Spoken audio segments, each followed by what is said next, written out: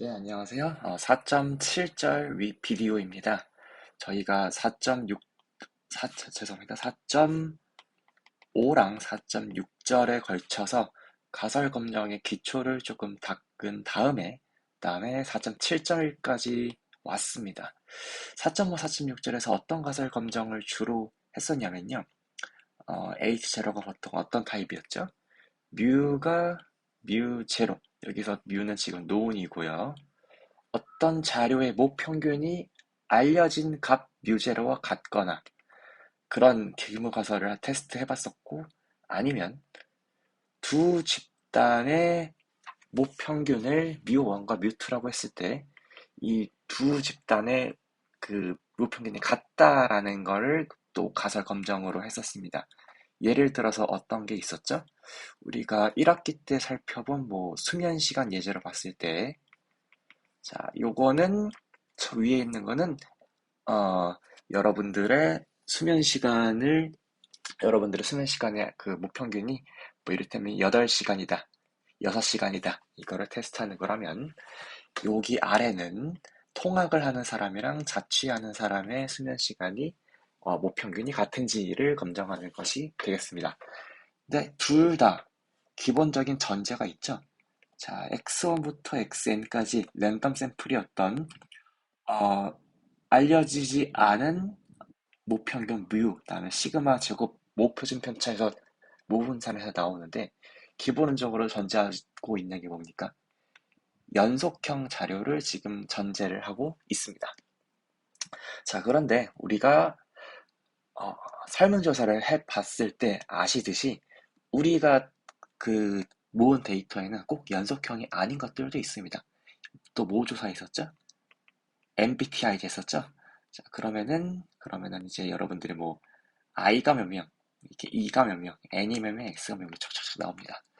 자, 그러면은, 좀 자기적인 예제긴 하지만, 자취하는 사람이랑 통학하는 사람들에 대해서, 자, 어, 내향적인 사람들의 비율, 다음에 외향적인 사람들의 그 숫자, 이렇게 10명, 15명, 20명, 그다음에 5명, 이런 식으로 만들어 볼 수 있겠죠?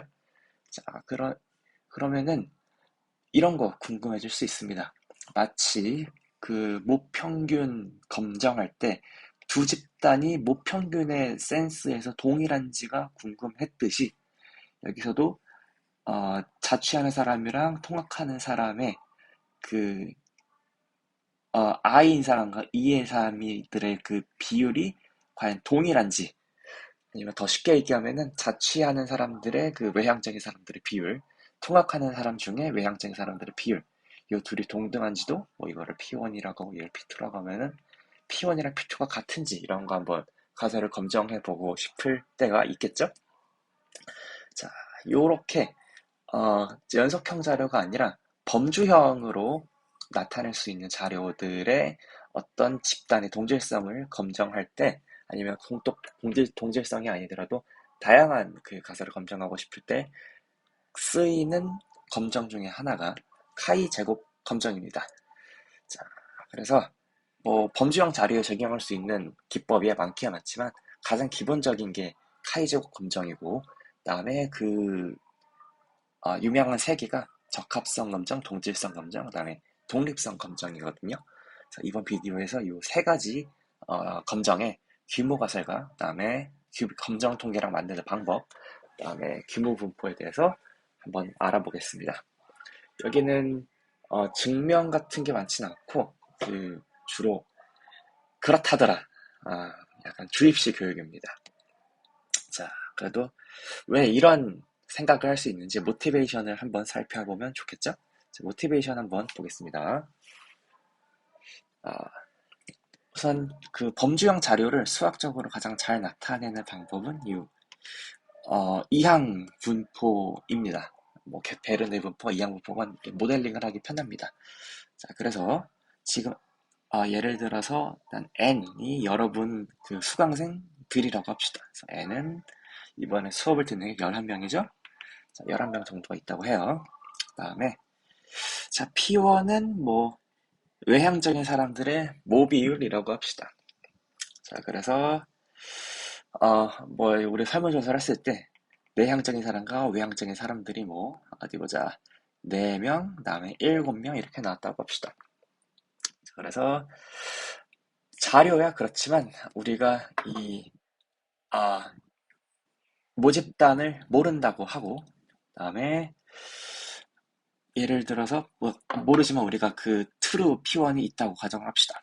자, 그리고 이제 X1은 이제 외향적인 사람의 수고요. 그 사람의 그 숫자가 지금 7은 실현값으로 관찰될 것이고 확률 변수의 센스에서 봤을 때는 11, 뭐 P1에서 나왔다고 칩시다. 자, 그러면 자연적으로 이제 내향적인 사람들의 그 수는 전체 11명에서 외향적인 사람의 수를 뺀 확률 변수가 되겠죠? 자, 그래서 뭐 예를 들어서 모집단에서의 외향적인 사람의 비율, 그다음에 내향적인 사람의 비율 P1, P2라고 둡시다. 이런 통계량을 한번 고려해 볼까요? 어떻게 생겼는지 일단은 생긴 것부터 한번 살펴보겠습니다. 관찰치에서 NP1을 빼고 NP1-P를 분모로 넣습니다. 여러분 이거 뭐 같아 보이나요? 만약에 큰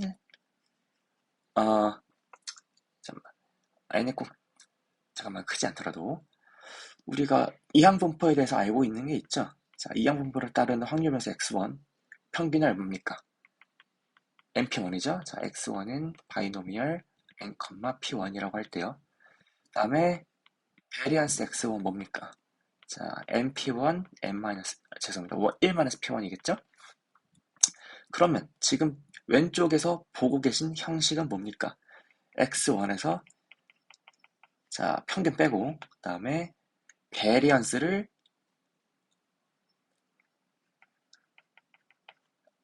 스퀘어루트 베어리언스를 지금 분모에 넣은 녀석의 형태죠. 자, 그다음에 편의상 좌측에 보고 계신 수식을 요렇게 스퀘어루트의 제곱이라고 보겠습니다. 지금 좌측에서 보고 계신 게 지금 입꼬리라고 볼 수 있습니다. 여러분 동의하시나요? 자, 이렇게 일단 보이는 게 중요하고요.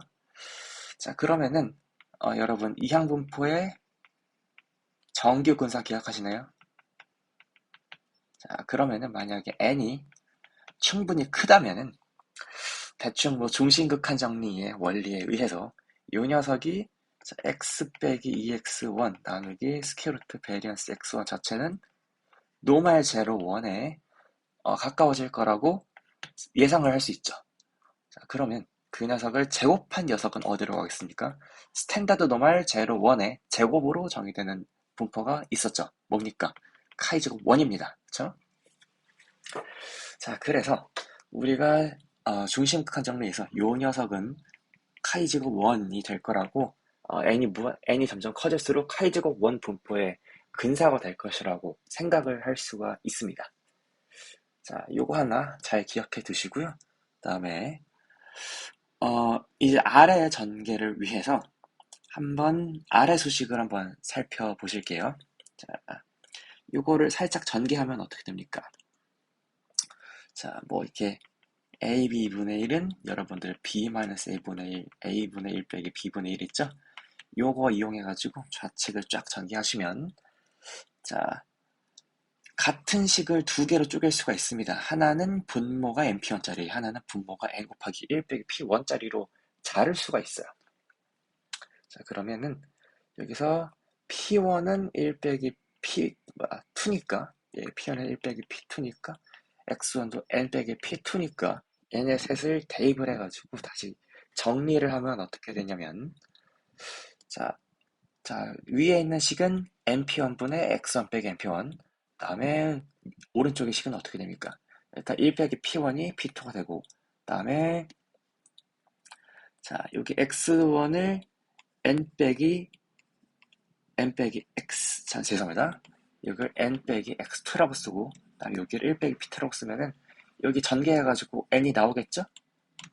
전개해가지고 여기서 이렇게 1 빼기 p2 이렇게 n이 나오겠죠? 요게 n이랑 또 캔슬 돼가지고 여기 식이 이제 x2 빼기 np2의 제곱이 될 겁니다. 자, 그러면은 아까 그 카이제곱 1로 근사가 될 수 있는 식이 대충 어떻게 생기게 되냐면 자, 그 성공과 실패, P1과 P2라는 두 가지 확률에 대해서 자, N명을 두 가지 범주로 봤을 때 자, 첫 번째 범주에 속하는 그 사람의 그 관찰된 도수 7, 외향적인 사람 7명으로 가정했죠? 7 빼기 그다음에 그 7 빼기 np1 분의 x1 7 빼기 np1의 제곱. 그다음에 여기는 내향적인 사람의 비율 분의 여기 내향적인 사람의 실제 관찰치 빼기 np2가 여기 분모에도 들어가고 분모에도 들어가고 분자에도 들어가는 형태의 제곱이 나오는 걸 보실 수 있습니다. 자, 요거를 한번 이렇게도 한번 여러분 생각해 보실래요? 자, 요거를 마치 어떻게 보이셨으면 좋겠냐면 자, n명에 대해서 지금 테이블을 만들었어요. I, E 이렇게 만들었는데 지금 관찰된 거는 11명에 대해서 4명, 7명이고 자, 이게 지금 여기가 지금 잠깐 헷갈리는 걸 줄이려면은 이 I 이렇게 써야겠다. 죄송합니다. 이 I 7명, 4명 썼을 때 자, 관찰된 7명, 관찰된 4명이 이렇게 들어가고 MP1과 MP2는 각각 뭐라고 보입니까? 여러분 혹시 여기 EX1, EX1을 보이십니까? EX2, EX2 보이시나요? 자, 자, 만약에 N명에 대해서 모비율이 P1, P2라고 했을 때 이 셀에 있을 것으로 기대되는 값이 NP1이죠? 자, 그래서 첫 번째 범주에 대한 관찰값과 기대값의 차이의 제곱 나누기 기대값. 다음에 여기도 오른쪽 항도 그 두 번째 범주의 현재 관찰값과 다음에 기대값, 다음에 밑에도 기대값 그 두 개의 차이를 분모 분자에 넣어준 형태의 식이 된 걸로 보이시나요? 요 녀석이 지금 카이제곱 1로 근사가 됩니다. 물론 n이 크다는 전제가 있습니다. n이 만약에 크지 않으면은 이 근사가 정확하지는 않을 수도 있습니다. 자, 지금 이 옵저베이션을 조금 더 일반화시키면은 다음과 같은 팩트가 알려져 있습니다. 자, 이제는 범주가 여러 개라고 합시다. 여러분들이 n명을 쟀을 때 어디 보자. 자취, 기숙사, 통화 이렇게 세 범주가 있다고 합시다. 자취를 두 가지 범주로 제가 나눈 거예요. 그러면은 이제 n명에 대해서 자, 지금 범주가 3이고요. 그 다음에 11명 중에서 3명, 3명, 4명 이렇게 있겠죠. 3명, 4명, 4명 이렇게 있겠죠. 이럴 때 요 셋을 자, 요 셋을 3, 4, 4, 즉 x1, x2, x3라고 두었을 때 자, 범주가 3개일 때 분포를 모델링할 수 있는 게 저희가 다항 분포라고 했었죠. 그래서 다항 분포는 보자. 이 MGF PMF가 probability of x1, x1, x2가 x2, k가 3이라고 가정했을 때 x3가 스몰 x3 확률이 어떻게 나타났어요? P1의 x1승, 다음에 P2의 x2승, P3의 x3승, 다음에 n명이 각각이 n명 중에 x1명이 이제 첫 번째 범주, x2명이 두 번째 범주, 세 번째 범주에 x3명이 있는 그 확률이 이 멀티노미널 분포의 PMF였죠. 그래서 여기 곱해지는 팩터는 n 팩토리얼 나누기 x1 팩토리얼부터 x3 팩토리얼까지 이렇게 있을 겁니다. 아무튼 이 멀티노미널 분포를 이항 분포에서 확장시켜서 생각을 한다면 자, 요런 녀석에 대해서도 똑같이 요런 통계를 하나 만들어 보는 걸 생각할 수 있죠. 자, 3 빼기 NP1, N이 11명이고 난 P1에 알려져 있지 않지만 아무튼 모비율이라고 하면 3 빼기 NP1 나누기 NP1의 제곱 더하기 4 빼기 NP2 나누기 NP2의 제곱 더하기 4 빼기 NP3 나누기 NP3의 제곱. 지금 예를 들어서 요 녀석은 지금 요런 통계량을 설명을 하고 있는 것인데 n이 점점 커지면은 요게 어떤 분포에 점점 가까워지느냐. 카이제곱 그다음에 자유도는 범주의 개수 빼기 1에 해당되는 이 분포에 가까워짐이 알려져 있습니다. 자, 특수 케이스가 위에죠. 위에 카이제곱 1은 어디서 나온 거니까 이항 분포는 범주가 두 개인 다항 분포로 볼 수 있으니까 2 빼기 1에서 이제 카이제곱 1입니다. 자, 그래서 요 녀석은 뭐 가설 검정 여부에 상관없이 알려져 있는 팩트고요. 우리가 이거를 이용해서 n이 클 때 점근적으로 적용할 수 있는 가설 검정 몇 개를 한번 공부해 보겠습니다. 자, 그래서 준비된 것이 적합성 검정, 그 다음에 동질성 검정, 그 다음에 독립성 검정입니다. 예를 들어서 하나하나 살펴보겠습니다. 자, 적합성 검정은요. 자, 일단 세팅은 멀티노미얼 데이터 하나고요. 그래서 n명에 대해서 k개의 범주가 가능한데 그 범주의 관찰값이 x1부터 xk까지 있는 겁니다. 자, 그래서 왼쪽에 보신 예제를 지금 그대로 가지고 갈 수 있고요. 물론은 그 범주형 죄송합니다. 다항 분포의 랜덤 그 자료기 때문에 모두 더했을 때 이 시행의 수 n과 같아야 되고요. 그 다음에 확률을 모두 더했으면 1과 같아야 되고, 그 다음에 암묵적으로 P1부터 PK까지는 모두 0보다 크다라는 가정이 깔려 있습니다. 자, 여기서 이 적합성 검정은 자, 아까 제가 세 검정을 소개해 드린다고 했잖아요. 세 검정은 규모 가설의 형태가 다릅니다. 자, 얘는 어떻게 생겼는지 한번 보시죠. 자, H0는 여기서는 이미 알려진 파지티브 컨스턴트가 있다고 가정을 하고 그 K개의 범주가 그 K개의 컨스턴트와 같다고 가정을 하는 것이 적합성 검정입니다. 자, 뭐 예를 들어서 우리 보고 있는 요 예제에서는 뭐 성대 전체로 봤을 때 아니면은 국가적인 통계를 봤을 때 뭐 자취하는 사람이 대충 25%, 그다음에 기숙사 사는 사람이 10%, 통학하는 사람이 65%를 알고 있는데 과연 그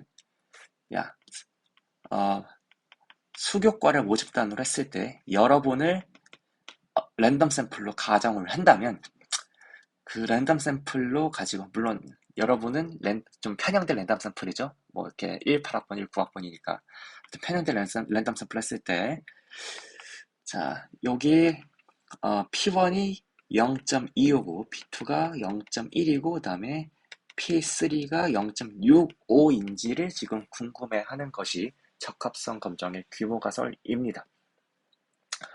자, 그러면 우리가 요거는 어렵지 않습니다.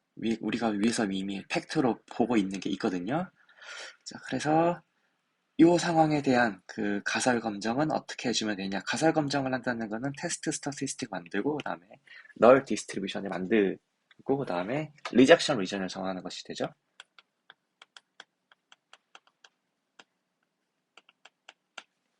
자, 일단 테스트 스타티스틱은 이렇게 만듭니다. 자, 만약에 네 말이 정말 참이라면 여기 지금 화면 오른쪽에 보고 계신 관찰 도수가 3, 4, 4가 있을 텐데, 자, 기대값 계산할 수 있죠. 어떻게요? 3명에 대해서, 자, 11명 조사했는데, 여기 첫 번째 셀이 기대값이 모비율이 25%라는 가정이 들어있잖아요. 그래서, NP1이 11 곱하기 0.25, 11 곱하기 0.25 하시면 되고요.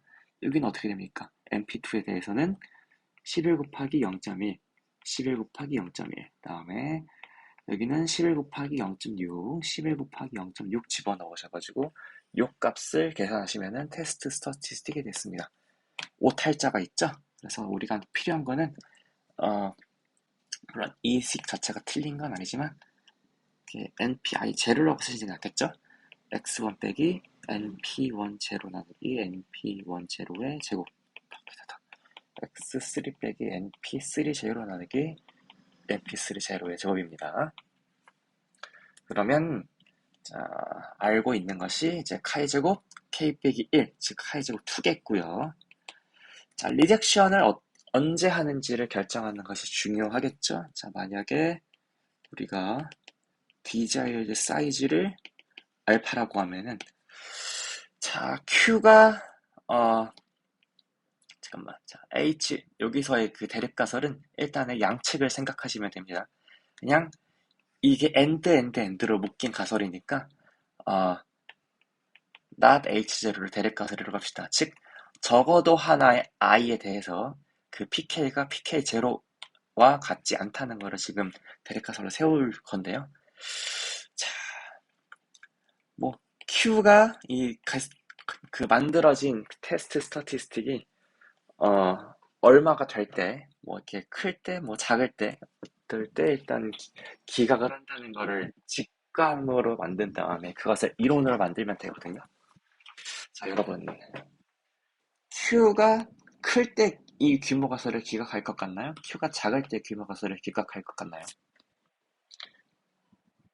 조금 한번 생각해 보세요. 언제 기각하면 되겠습니까? 자, 일단은 거의 규모 가설이 거의 만족되는 상황이라고 하면은 여기 X와 NP1의 차이가 거의 작겠죠. 작은 것의 제곱은 어떻게 되겠습니까? 점점 0으로 가깝겠죠? 그다음에 얘네가 완벽하게 똑같다면 아예 이 테스트 스태티스틱이 아예 0이겠죠. 그러니까 0에 가까우면은 기각을 안 하는 쪽이 직관적으로 부합해 보이고 요 규모 가설에서 점점점 멀어졌을 때, 즉 xi 관찰값과 기대값 npi가 많이 떨어져 있을 때 왠지 규모 가설을 기각하는 것이 직관적으로 합당해 보이죠? 자, 그러면은 그 상황에서 제곱을 해서 모았어요. 어떻게 되겠어요? 크겠죠? 자, 그래서 우리는 Q가 어떤 디시전 트레셔드 C보다 커나 같을 때 리젝트 H 제로를 하면 되겠습니다. 자, 그런데 C는 어떻게 정합니까? 자, C라는 것이 자, 카이 제곱 K 빼기 1 분포에 자, 이제 지금 Q가 규모가 하에서 따르는 이 카이 제곱 K 빼기 1 분포에서 자, 클 때 기각하면 되겠죠? 자, 그러니까 C라는 값은 자, 카이 제곱 여기 요 꼬리 부분이 알파가 되는 확률이 되는 이 알파 퀀타일로 기각을 하시면 되겠고 상위 알파라는 거는 하위에서 원 빼기 알파 퀀타일이라는 뜻이죠. 그래서 카이 제곱 n 빼기 1에 1 빼기 알파 퀀타일로 잡으시면 됩니다. 자, 조금 노테이션을 보통 이럴 때는 이렇게 씁니다. 1 빼기 알파 n 빼기 1 where 자, 이 녀석은 is the 1 마이너스 알파 퀀타일 of 더 카이 제곱 n 빼기 1 디스트리뷰션. 제가 무의식적으로 n이라고 오타를 쳤네요. 죄송합니다. k입니다. 자, 여러분, 그러면은 여기 C를 잡는 거는 이제 대충 각이 나오니까 이 앞에 쪽에 좀 집중을 하도록 합시다. 자, 저는 그 자취 기숙사 통합으로 예를 들었는데 교과서의 예제에서는 아주 합리적인 예제를 들었습니다. 주사위가 잘 깎여서 1, 2, 3, 4, 5, 6의 눈이 모두 6분의 1씩 나오는지 테스트를 하고 싶어요. 자, 물론 우리는 이상적인 주사위라면 6분의 1씩 그 눈의 확률이 있다는 걸 알고 있지만 그 주사위를 만드는 제조 공정상에 약간의 오차가 있으면은 육각형 모양의 주사위 각 눈의 확률이 6분의 1이라고 6분의 1로 다 고르다고 판정할 수 없는 상황도 있을 수 있겠죠. 그래서 공장에서 주사위의 품질을 재기 위해서 이런 실험을 한번 해봤다고 합시다. 60번 던지고요. 그 다음에 1, 2, 3, 4, 5, 6의 눈이 나오는 거를 한번 쫙 관찰을 합니다. 그래서 1의 눈이 13번 나왔고 2의 눈, 3의 눈, 4의 눈 다 나오고 6의 눈이 4가 나왔다고 칩시다. 나머지 점들은 이제 교과서에 있을 겁니다. 그래서 H0를 지금 X라는 녀석이 X1부터 X6까지로 했을 때 지금 멀티노미얼 N은 60, 그 다음에 P1부터 P6까지 우리가 언노운 파라미터가 있는데 지금 H0를 뭘 잡은 겁니까? 첫 번째 확률부터 여섯 번째 확률까지 모두 6분의 1이라고 미리 주어진 이 상수와 동일하다고 가정을 하는 겁니다. 자, 그랬더니 자, 관찰도수 13부터 4까지 그다음에 각 셀에 대한 기대값 어떻게 되겠어요? 60번 던졌는데 각 눈의 확률이 6분의 1이니까 다 기대도수 10씩 되겠죠? 다 더했어요. 자, 그래서 검정 통계랑 만들었고요. 그다음에 계산했더니 계산기를 잘 두들겼겠죠? 15.6이 나왔습니다. 자, 그랬는데 그 녀석이 자, 카이 제곱 그 점근적인 규모 가설에서의 그 뭐야 디시전 바운더리가 C가 카이 제곱 1-알파 K 101이었죠. 그래서 선택의 수가 6가지, 범주에서 6가지니까 자유도 모수가 5고요. 그다음에 5%로 5% 시그니피컨스 레벨로 검정을 하고 싶어가지고 1 빼기 알파에서 0.95가 됐습니다. 근데 그 카이 제곱 분포표에서 자유도 5짜리는 1-알파 퀀타일이 11.1이래요. 즉 11.1에 카이 제곱 분포에서 11.1 이후의 확률이 15%인 겁니다. 이 기준으로 봤을 때 이 Q라는 요 관찰된 통계랑 15.6은 이 바운더리 11.1 밖에 있어가지고 우리가 지금 요 결론을 보고서 자 리젝트 H0로 하게 됩니다. 어떻게 결론을 내는 거예요? 즉, 요 주사위는 약간 뭐 이유는 모르겠지만 6분의 1로 확률이 공정하지는 않다라고 결론을 내게 되겠습니다. 자, 그다음에 여기까지 뭐 어렵지 않죠?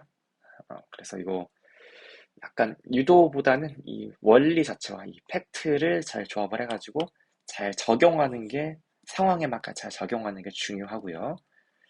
그리고 이제 다음으로 적합성 검정은 이쯤 하고 이제 동질성 검정과 독립성 검정으로 넘어가겠습니다.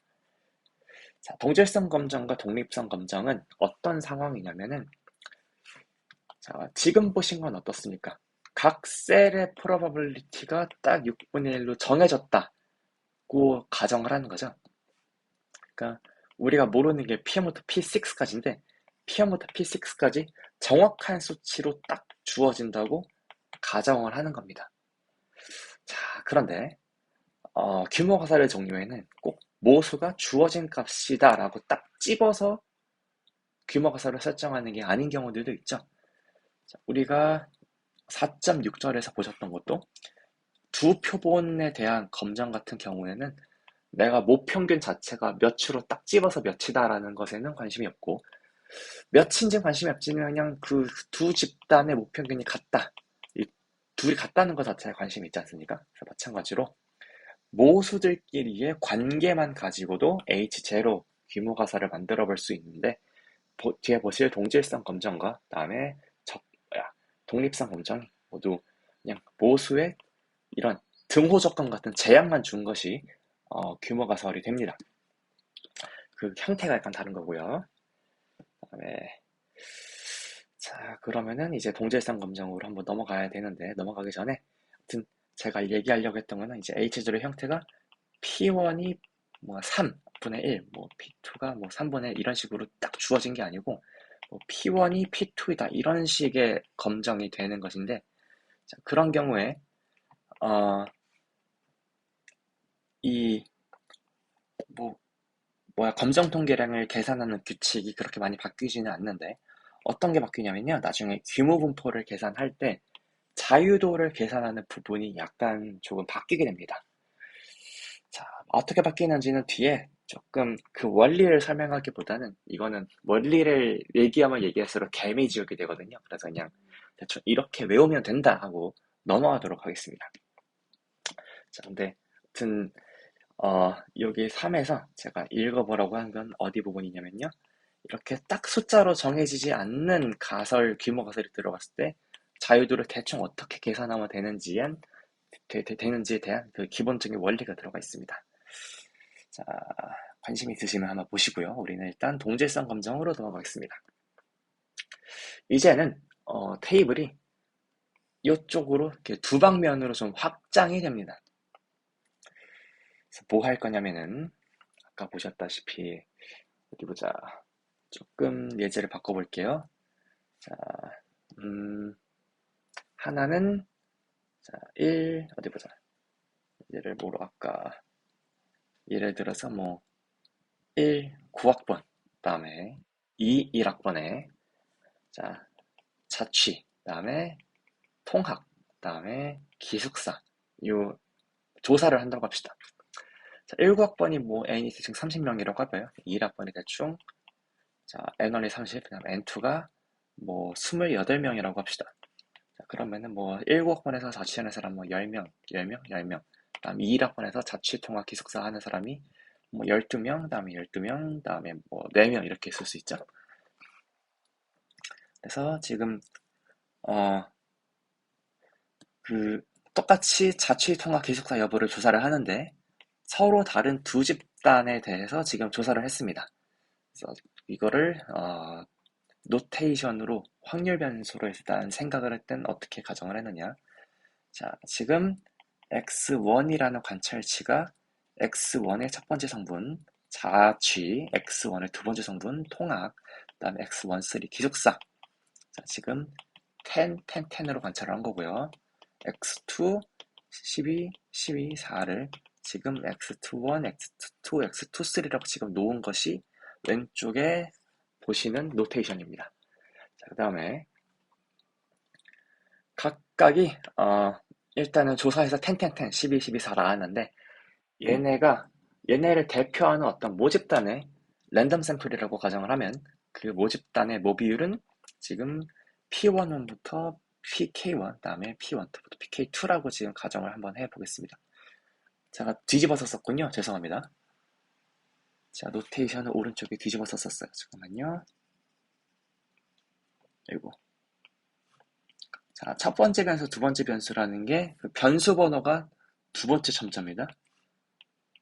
그다음에 첫 번째 샘플, 두 번째 샘플, 세 번째 샘플, 그다음에 첫 번째 샘플, 두 번째 샘플, 세 번째 샘플 이렇게 적었습니다. 지금 얘네가 멀티노미얼로 그 모비율이 P11이냐, P21이냐, P31이냐 모르지만 있다고 지금 P2, P12, P22, P32라고 있고 지금 있다고 가정을 하는 거고요.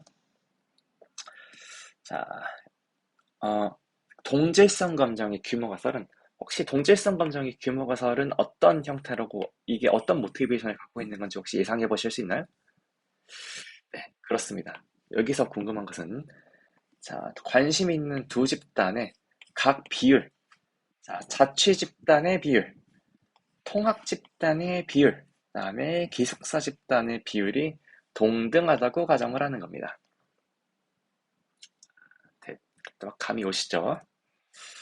그러면 이때 이제 검정 통계량과 그다음에 규모 분포를 어떻게 계산하는지 한번 보시죠.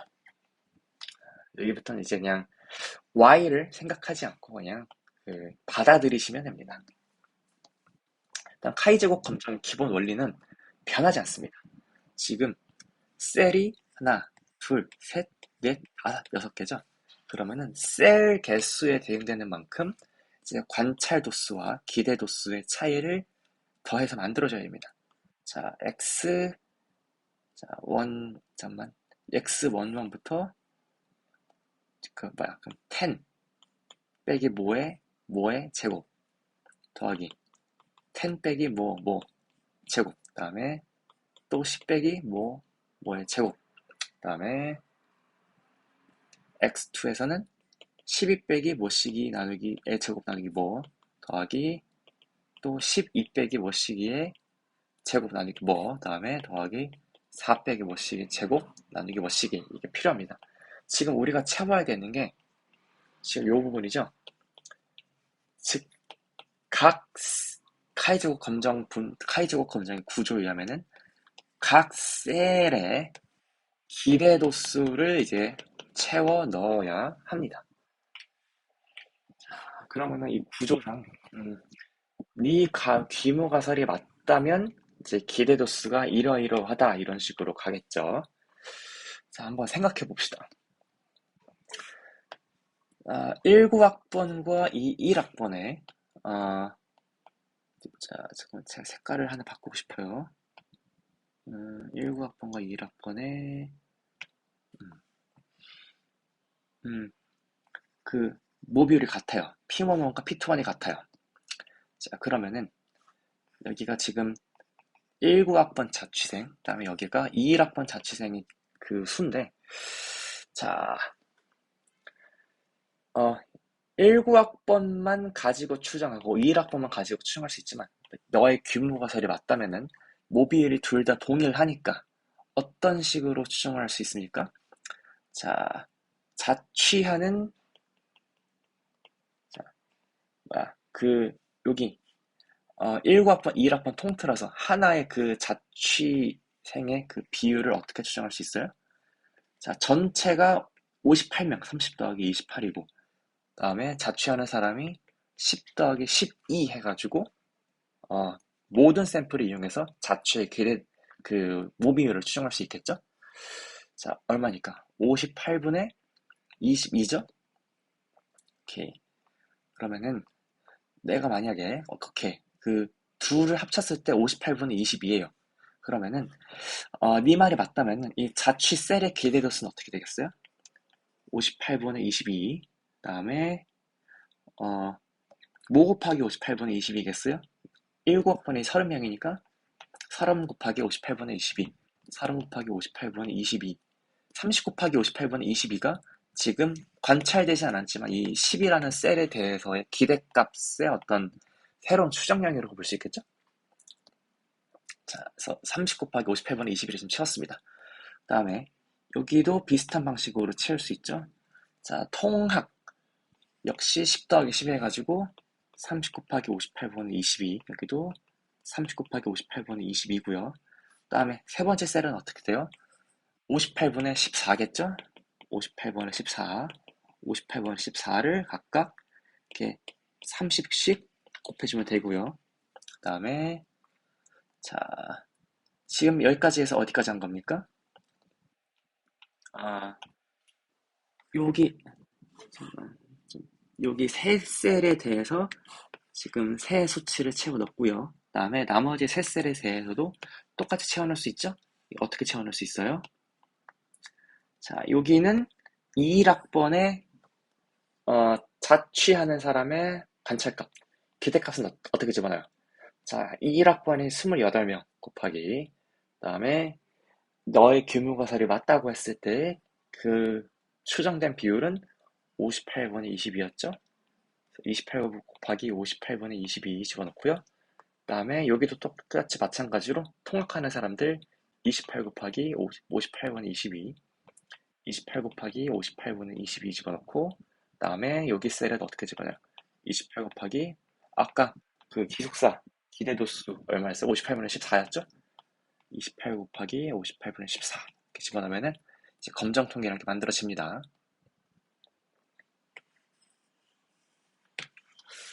자, 검정통계랑 만드는 것까지 했어요. 요 수식에는 그런 뜻이 담겨 있고요. 그래서 어, 이거를 보통 다른 기초통계학 책을 보시면은 검정통계량이 이렇게 수식으로 써 있기보다 이런 식으로 써 있습니다. 여기가 관찰 도수, 그다음에 NJPIJ 해서 결국 규모가설이 맞을 때의 기대도수 추정량입니다. 자, 그래서 특별히 규모가설이 맞을 때는 그 21학번, 그다음에 19학번 합쳐서 이 모비율의 추정량 만들 수 있으니까 그 두 집단 합쳐서 NJ, PIJ 곱했고요. 자, 그 다음에 이제 어심타틱 널 디스트리뷰션 한번 살펴보겠습니다. 그랬더니 어떻게 돼요? 이제 뭐 리젝션 리전 같은 거 정하는 거 알아서 하실 수 있을 텐데 어심타틱 널 디스트리뷰션이 약간은 동질성 검정할 때랑 달라집니다. 자, 여기 자유도가 어떻게 되냐면 자유도는 지금 degree 여기 줄여서 쓴 게 degrees of freedom의 줄임말입니다. 여기 자유도가 어떻게 되냐면 일단 이거의 이 유도 과정은 조금 복잡하기 때문에 생략을 할 텐데 결과론적으로 자유도가 어떻게 계산되냐면 자,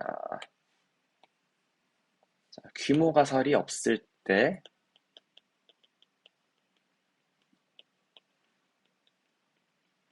규모가설이 없을 때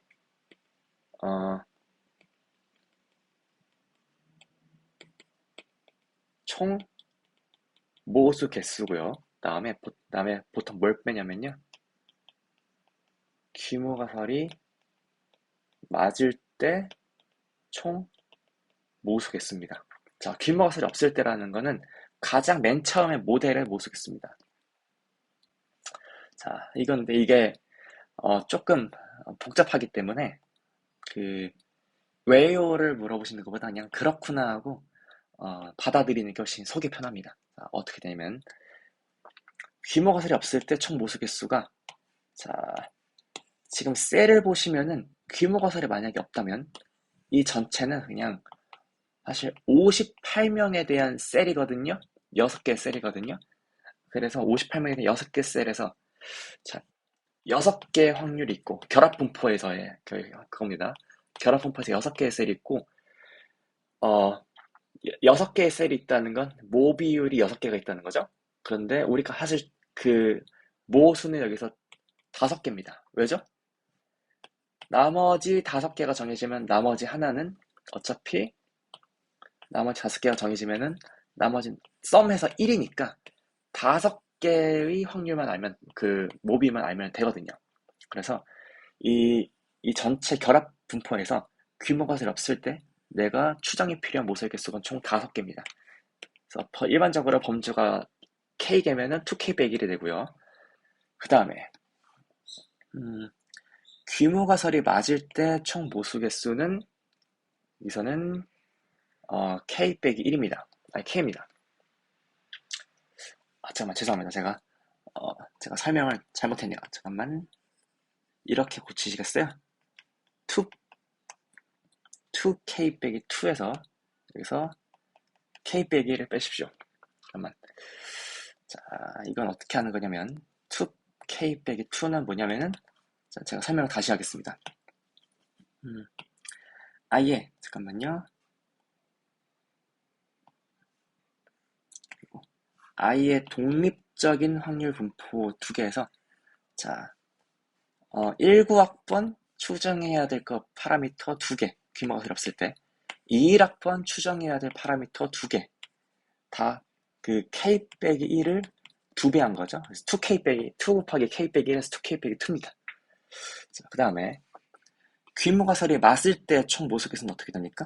만약에 규모가설이 맞다면은 요 셀 두 개, 셀이 6개가 아니고 내가 추정해야 될 게 그 자취하는 사람의 비율, 통학하는 사람의 비율입니다. 어차피 기숙사 사는 사람들의 비율은 더해서 1 되니까 추정할 필요 없어요. 그래서 그 동질성 검정의 규모가설이 맞을 때는 K 빼기 1개만 추정하면 됩니다. 그러니까 추정이 필요한 게 K 빼기 1개입니다. 그래서 2K 빼기 2에서 K 빼기 1을 빼면 다시 K 빼기 1이 나오죠. 자, 그래서 K 빼기 1로 기억을 하시면 되고요. 그 다음에 일반적으로 조금 더 나가서 그 X3도 이렇게 뭐 멀티뉴멀 테이블이 여러 개 있어요. 자, 지워요. 멀티뉴멀 테이블이 여러 개 있는 상태에서 뭐 19학번, 21학번 떠나서 20학번도 있고 22학번도 있고 23학번도 있다고요. 그러면은 지금 동질성 검정을 하려는 그 로우가 R개가 있고 그다음에 범주가 K개가 있다고 해요. 그러면은 뭐 동질성 검정의 규모가설도 19학번, 21학번, 뭐 23학번, 22학번 다 걸쳐서 자취생의 비율이 같다. 통학의 비율이 같다. 기숙사의 비율이 같다. 이게 지금 규모가설이 되겠고요. 그때는 디그리 오브 프리덤을 어떻게 계산하면 되냐면 자, R개의 자, 테이블에서 각각의 멀티노미널에서 내가 추정이 필요한 게 K 빼기 1개죠, 모수가. 자, 여기서 만약에 규모가설이 맞다면 어떻게 돼요? 규모가설이 맞다면은 내가 추정해야 될 게 단순히 K 빼기 1개만 되죠? 그래서 R 곱하기 K 빼기 1에서 K 빼기 1을 빼면 어떻게 돼요? 일반적으로 그 DF가 R 빼기 1 곱하기 K 빼기 1이 됩니다. 자, 그래서 여기까지가 동질성 검정이고요. 그 다음에 여러분들 그러면 동질성 검정을 언제 많이 쓰겠습니까? 거의 뭐 우리가 연속형 자료에서 이 표본 검정도 사실은 이거는 연속형 자료에 대한 일종의 동질성 검정이라고 볼 수 있잖아요. 그래서 이 표본 동질성 뭐야 연속형 자료에서 동질성 검정만큼이나 이 범주형 자료에서도 동질성 검정을 많이 사용합니다. 그 정도로 자주 사용합니다. 자, 논문을 쓰실 기회가 있으면 다시 한번 해보실 기회가 있을 거고요. 우리는 이제 독립성 검정으로 넘어가겠습니다. 지금 녹화 시간이 한 40분을 넘어가고 있는 것 같은데 보니까 이 여러분들의 집중력을 생각해 봤을 때 오늘 원래 코딩까지 하고 싶었는데 그냥 이거 독립성 검정까지 하고 그냥 녹화를 끝내야 될 것 같습니다. 자, 그러면은 자, 독립성 검정 한번 살펴보시겠습니다. 그 테이블의 구조는 같은데 약간의 확률적인 가정이 약간 다릅니다. 자, 이번에는 이 같은 표를 이렇게 한번 살펴보겠습니다. 자, 자취, 기숙사, 통합, 다음에 19학번, 20학번, 21학번, 22, 23학번 쫙쫙쫙쫙 쫙 이렇게 잽니다. 자, 23학번 뭐 25명 척척척 다음에 19학번 30명 해가지고 뭐 n이 한 140명 정도 있다고 합시다. 그러면은 이 5 곱하기 3 테이블에 이 140명이 쫙 퍼져 있겠죠. 여기서 이제 조금 이 멀티디멘셔널 테이블을 잘 표시하기 위해서 i번째 행에 j번째 관찰된 도수를 xij라고 합시다. 자, i행 j열 관찰 도수. 네. 먼저 네, 죄송합니다. 다음에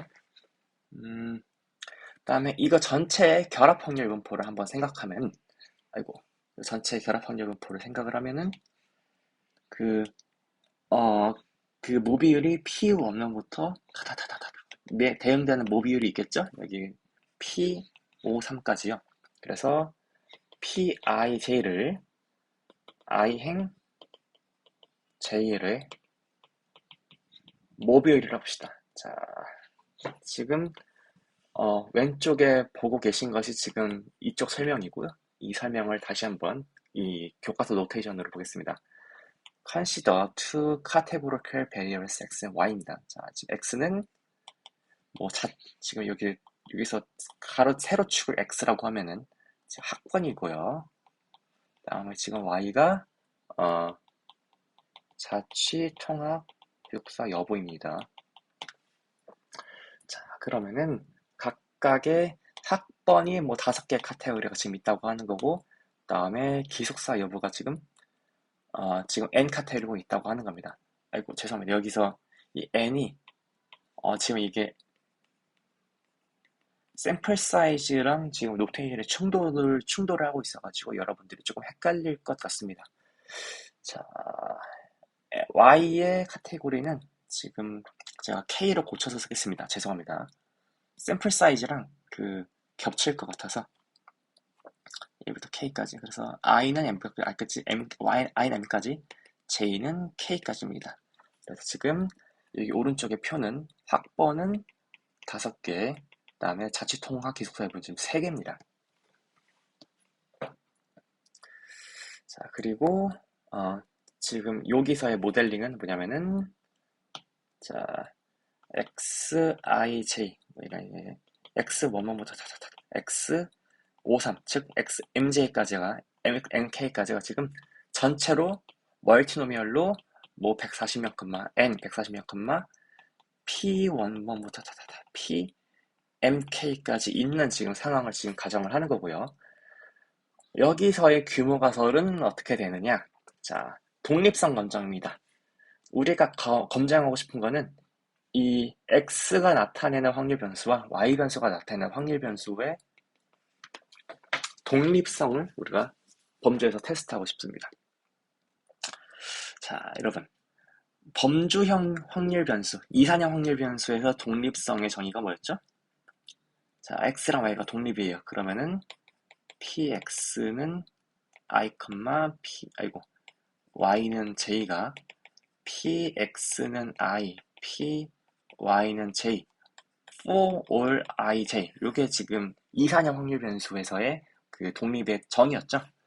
그러니까 이 노테이션으로 나타내면 pij 노테이션으로 나타내면 이 x와 y의 독립성 여부가 규모가설로 이렇게 나타냅니다. i, j열의 이 i행 j열의 모듈 pij가 자 probability of x equals i 그다음에 probability of y equals j 얘네들 주변 확률 분포는 어떻게 구합니까? 이 전체 결합 확률 분포 있을 때 자 x에 대한 주변 확률 분포는 i가 주어졌을 때 남은 j 변수에 대해서 모두 그 확률 값들을 모두 더해주는 게 이 주변 확률 분포죠. 이렇게군요. 미안해요. 오른쪽에 보시면은 i, j열이 있다고 하면은 자 i를 고정해 놓고 모든 j들을 다 더하는 것이 이제 x의 주변 확률 분포가 되겠고요. 그 다음에 py equals j는 어떻게 계산할 수 있겠습니까? summation i는 1부터 m까지 probability of x equals i, y equals j겠죠? 그래서 이 녀석을 pij 노테이션을 쓰면 pij를 i는 1부터 m까지 j를 고정시켜 놓고 i에 대해서 모두 더하는 것이 되겠어요. 그래서 편하게 이 i열은 고정해 놓고 j 쪽은 다 더하는 걸 pi 다시라고 씁시다. 다음에 마찬가지로 j는 고정해 놓고 i에 대해서 모두 더하는 거를 p.j라고 씁시다. 자, 그러면 x라는 확률 변수랑 y라는 확률 변수가 독립이다라는 거는 요 pij는 p.j 쓰는 거랑 동치라는 걸 금방 할 수 있습니다. 자, 여러분 이 독립성 과정이 맞다면 역시 또 테스트 스태티스틱도 만들고 그다음에 어심타게 널 디스트리뷰션도 만들면 됩니다. 그러면은 달라지는 거 뭐냐면은 또 여기 우리는 여전히 그 각 셀에 대해서 관찰 도수와 그다음에 기대 도수의 차이를 특히 분자를 제곱해서 싹 다 더하면 되고 그다음에 디그리하고 프리덤을 계산하면은 이 독립성 검정을 위한 절차가 모두 완료가 되는 것일 텐데요. 자, 그러면은 어차피 기대 도수 빼기 관찰 도수 빼기 기대 도수를 계산을 해야 되는 거면은 우리가 동질성 검정과 그다음에 적합성 검정과 다른 부분이 어디겠습니까? 여기 기대 도수를 채우는 부분이 이제 달라지겠죠? 여기 지금 달라진 기말고사를 맞춰서 기대 도수를 채워주면 됩니다.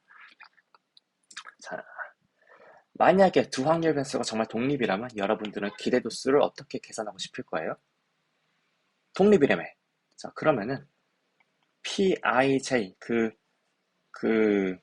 j의 모비에르 추정값 추정 비율을 어떻게 계산하고 싶겠어요? 자, ij가 독립이니까 xy가 독립이니까 자, 오른쪽 보세요. 오른쪽 보시면은 그냥 자취 기숙사 통학의 이 샘플로 주변 확률 분포 추정하고 그다음에 학번의 주변 확률 분포 추정해가지고 둘의 비율을 그냥 곱하면은 우리가 원하는 셀의 확률이 나옵니다. 자, 그래서 우리가 i, j의 추정 비율은 이렇게 쓸까요? 그냥 노테이션 정의입니다. pi hat 곱하기 p.j hat 이 두 개를 곱해서 만들 거예요. 자, 그런데 얘는 어떻게 만들어요? 얘는 자 18부터 자 19부터 했나? 20, 21, 22, 23 이걸로 그냥 주변 도수 분포표 만들어서 140명에 대해서 1학번 30명, 2상학번 25명 이거 쫙 만들면 됩니다. 그래서 만약에 이 i가 1 9학번이면은 여기는 140분의 30을 만들면 됩니다. 지금 여기가 1 9학번 자취라고 합시다. 19학번 자취 셀의 추정 비율을, 자, 19학번의 주변 확률, 그 표본 비율로, 다음에 넣고, 다음에 여기서 자취는 어떻게 나와요? 이 자취 통합 기숙사를, 자, 학번에 상관없이 학번을 다 더해서 140명에 대해서 뭐 50명, 50명, 40명 이렇게 만들어서, 자, 모든 학번의 자취의 비율 140분의 50이죠. 140분의 50을 여기다가 집어넣어요. 자, 그러면은 그 만약에 규모 가설이 맞다면은 이 i, 셀의 비율을 i 셀만의 그 주변 확률 곱하기 j 셀의 주변 확률 두 개 곱해서 만들 수 있죠. 독립이 맞다면 둘을 곱해서 만듭시다. 자, 그래서 자, 한 셀만 하겠습니다. 자, 19학번 자취가 x11이 뭐 이렇게 10이었다고 하면은, 자, 10 빼기, 자, 전체 140명이죠. 140명 곱하기 140분의 30 곱하기 140분의 50. 이 녀석을 분모에 똑같이 복사 붙여넣기 하고 제곱. 이 녀석으로 이제 만드시면 여기가 다 채워집니다. 자, 이거를 지금 저는 19학번 그 자취에 대해서 한번 했고요. 지금은 셀이 19학번 자취부터 2, 3학번 통합까지 15개가 있죠? 15개에 대해서 모두 다 하시면 되겠고요. 노테이션은 지금 제가 말씀드린 거를 나타내기 위해서 이렇게 그 좀 더럽다기보다 아무튼 복잡한 노테이션을 좀 도입했습니다. 자, xij는 여기 이 셀의 카운트라는 걸 아까 말씀을 드렸고, pij 햇을 지금 설명을 하기 위해서 어떻게 했느냐. 일단은 모든 사람의 수는 모든 셀의 도수의 합이니까 xij 썸이가 맞고요. 다음에 pij 햇은 어떻게 집어넣었어요? 자, 각 각 로우별, 각 컬럼별 주변부 이제 표본 도수의 표본 비율의 곱으로 지금 나타냈고, 어떻게 돼요?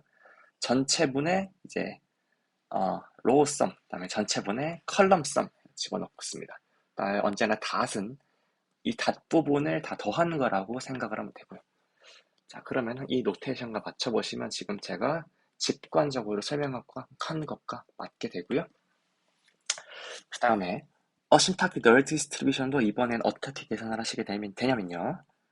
자, 언제나 디그리 오브 프리덤은, 자, 만약에 규모 가설이 없다고 할 때 추정이 필요한 파라미터 개수고요. 그러니까 이 모델의 모수의 개수고요. 그다음에 빼야 되는 거는 이 모델이 맞다고 가정할 때의 추정이 필요한 모수의 개수입니다.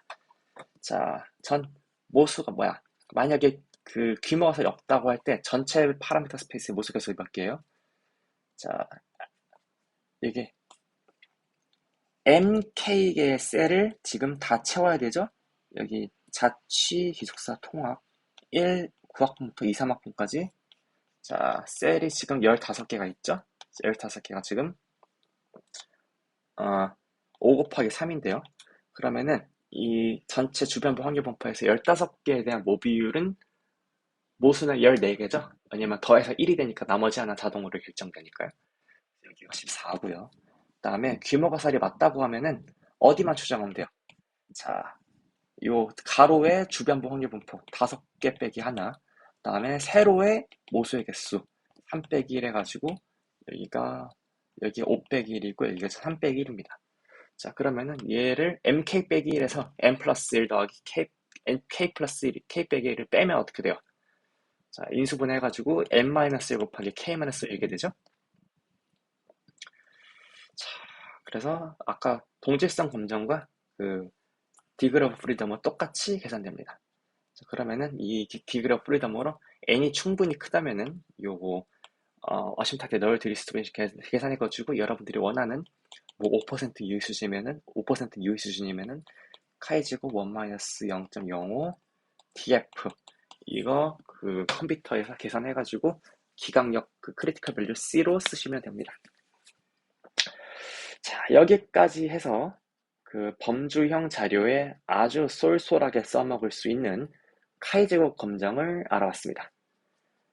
자, 여기까지 해가지고 이론적으로 4장의 기초적인 통계적 추론은 마무리가 되었습니다. 4장에서 통계적 추론 뭐 했죠? 일단 처음에 신뢰 구간했고요. 그 다음에 가설 검정했고요. 그 다음에 조금 점점다리로 중간에 어, 순서 통계랑 했습니다. 다 통계에서 되게 중요한 개념이니까 한 번씩 꼭 이번 기회에 열심히 공부하실 수 있기를 바라고요. 그 다음에 이제 다음 진도는 5장 확률분포 하겠습니다. 그 다음에 다른 녹화 비디오에서 오늘 분량까지는 아니겠지만 어, 아마 언젠가 또 있을 녹화 비디오에서 이 검정 부분에 대한 코딩을 좀 다루도록 하겠습니다. 네, 듣느라 고생하셨습니다. 감사합니다.